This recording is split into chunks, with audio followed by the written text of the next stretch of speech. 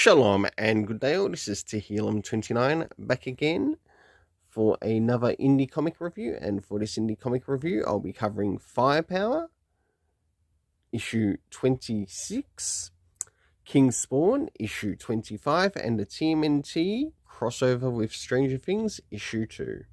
I'll now get things organized for the first one that I'll be covering. So the first one I'll be covering will be Firepower, issue 26. And I must admit, it's been a long time since I've actually reviewed this series on the channel, because I think one of the first things that I reviewed in relation to this was the basically the issue 0 trade paperback, which gives us the full backstory, and finally returning back to it again with basically issue 25. And now finally moving into 26.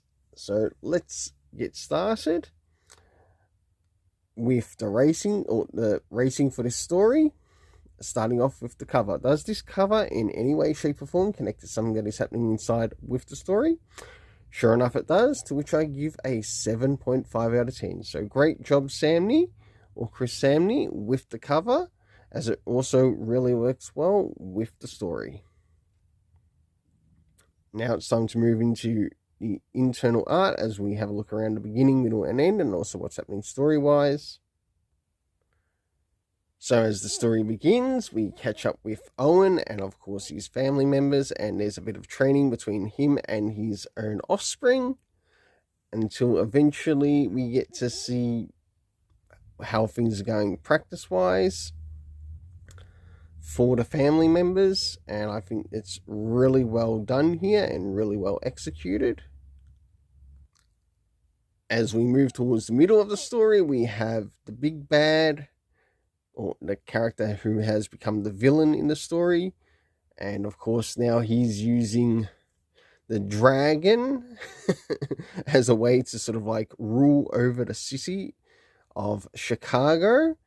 And, of course, now he's laying down demands.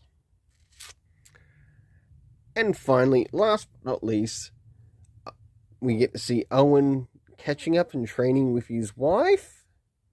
And, of course, we can see the kids are just as wrapped, especially the son is just as wrapped that their mum has finally pulled off a fireball, so she's gone and given her own Hadoken. So for the internal art, I give it a 7.5 out of 10. Now it's time to move in relation to the area of the story, considering how long this story has been going for. Comic book references to previous issues must be used. And were there any for this issue? No, there weren't. Next is the area of time. Was time addressed throughout the story as to when it's taking place? Not at all. Next is the location, to which we get the name of one of the locations being Chicago. We didn't quite get the name of the place of like where they are temple-wise, though it should be re-brought back up again within the story, just so the reader doesn't forget. Of course, we move into the cast of characters, to which we have Haley, Master Shaw, who has become the villain. We have Owen, we have Wei Lun, we have Doug and Ma Guang. And throughout this story, we're getting a lot of instruction and mentorship coming from Owen to basically the rest of the students that are at this place. And not only that, we're also starting to see other members starting to develop their own fireballs, or with the firepower within the story. So we're definitely seeing how this is possibly going to be used of maybe a barrage of students that will go up against Master Shaw, and also the dragon that which has dealt destruction on the city. Moving into the main thing for this overall story rating, I give it a 7.5 out of 10. Now it's time to move into Kingspawn, issue 26.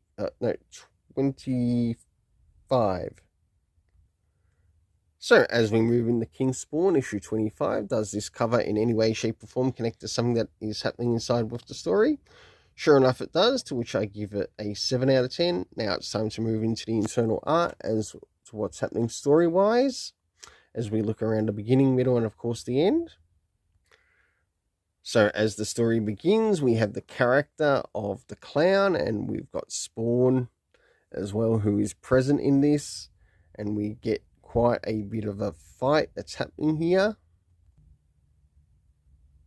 As we jump towards the middle of the story, we finally get Spawn and the clown up against each other again for goodness knows how many times throughout the main series, and now this one. And last but not least, the clown gets his just desserts. But so does Spawn, as it ends up in a bit of a tie. So for the internal art, I gave it a 7.5 out of 10. Now it's time to move in relation to the area of the story. First things first, do we get any comic book references? No, we don't. Next is the area of time. No indication as to what time it's taking place. Location, no indication as to where it's taking place location-wise. Cast of characters, we have the Spawn, the clown, Yoko, who was mentioned, Cyan, and also Sam and Twitch that we know that are on the scene. As for some of the other characters, I'm a little bit unsure because they weren't really named within the story, though they should be named, just so we, the reader, know which characters are there and who to talk about. But for the overall story rating, I give it a 7 out of 10. Now it's time to move into the Teenage Mutant Ninja Turtles crossover with Stranger Things. So as we finally move into the TMNT crossover with Stranger Things, issue 2, does this cover in any way, shape, or form connect to something that is happening inside with the story? Sure enough, it does, to which I give it a 7.5 out of 10. As I really like how this cover delves into some of the things as to what is going to be happening story-wise, and also some of the characters that will make an appearance. It's now time to move into the internal art, which we'll have a look around the beginning, middle, and of course the end, and also what's happening story-wise with the characters. So as chapter 2 begins, a number of the characters have been taken captive, and of course we get to see the characters try to work on making their escape. We, of course, get Dustin being saved. We get one of the turtles making a way out. As we start to move towards the middle of the story, we get to see what's happening inside the facility to where they are at. And we learn that Baxter Stockman basically wants to try to use the Upside Down, and I guess the idea is to merge the Demigorgons with his Mousers, if I were to guess. Just the way the story comes across. And last but not least, towards the end, which we have the other missing members who have managed to get a hold of some of the Turtles' gear and to use them against some of the villains. So for the internal art, I gave it a 7 out of 10. Now it's time to move into the area of the story. First things first, seeing that this is a short series, did we get anything time-wise? Yes, we did, because we learnt that some of this is taking place around 11 a.m. Some of the locations, we had the lab, or the main lab in the story, as well as the cabin, which was seen in the flashback. We had the cast of characters of Al, Dustin, the Teenage Mutant Ninja Turtles, Will, Max, and also Baxter Stockman.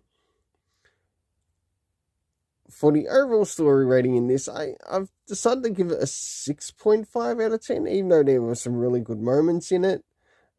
It does feel like it sort of slipped a bit, but hopefully by the next upcoming issues, it should increase. Until then, let's keep it colourful and have yourself an awesome day.